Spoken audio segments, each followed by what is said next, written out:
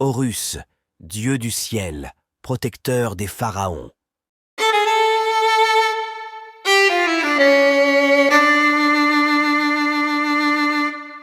Lorsque les dieux régnaient encore sur la terre, la grande déesse Isis, protectrice des enfants et des femmes et déesse de la magie, épouse d'Osiris, dieu roi de la végétation. Elle portait en elle l'enfant divin qui allait devenir Horus.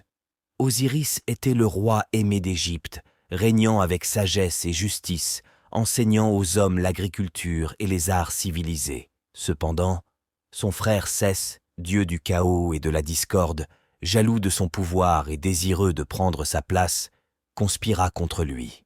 Un jour, Seth organisa un complot perfide lors d'un grand banquet des dieux. Il fit fabriquer un coffre magnifiquement décoré et promit de l'offrir à quiconque pourrait y entrer complètement. Mais lorsque Osiris se coucha à l'intérieur, Seth le referma et le jeta dans le Nil, où le coffre fut emporté par les courants. Son corps fut dispersé dans les eaux, et Isis, la mère divine, se mit en quête de réunir les morceaux de son époux défunt. Avec une détermination sans faille et le soutien d'autres dieux, Isis retrouva chaque partie du corps d'Osiris, sauf une, son pénis, dévoré par un poisson. Elle utilisa alors son savoir magique pour ramener Osiris à la vie, mais il ne pouvait prendre forme humaine que temporairement et devait désormais régner sur le royaume des morts.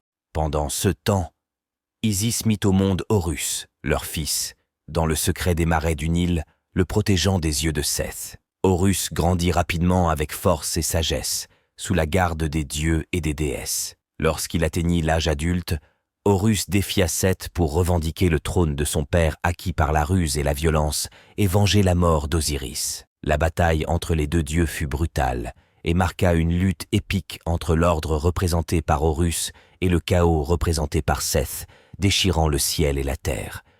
Seth tenta de vaincre Horus par la force brute et la tromperie, tandis que Horus utilisa la ruse et la stratégie, guidé par sa mère Isis. Une des épreuves les plus célèbres fut une confrontation devant le tribunal des dieux, présidé par Rê, le dieu soleil. Chaque dieu plaida sa cause, présentant des arguments et des témoignages pour prouver sa légitimité à gouverner l'Égypte. À la fin, Rê trancha en faveur de Horus, reconnaissant sa droiture et sa détermination à restaurer l'ordre divin et la justice.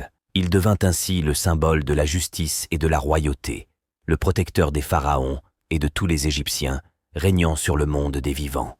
Ce mythe illustre non seulement la lutte éternelle entre l'ordre et le chaos, mais aussi l'importance de l'amour maternel, de la résilience et de la justice dans l'ancienne Égypte.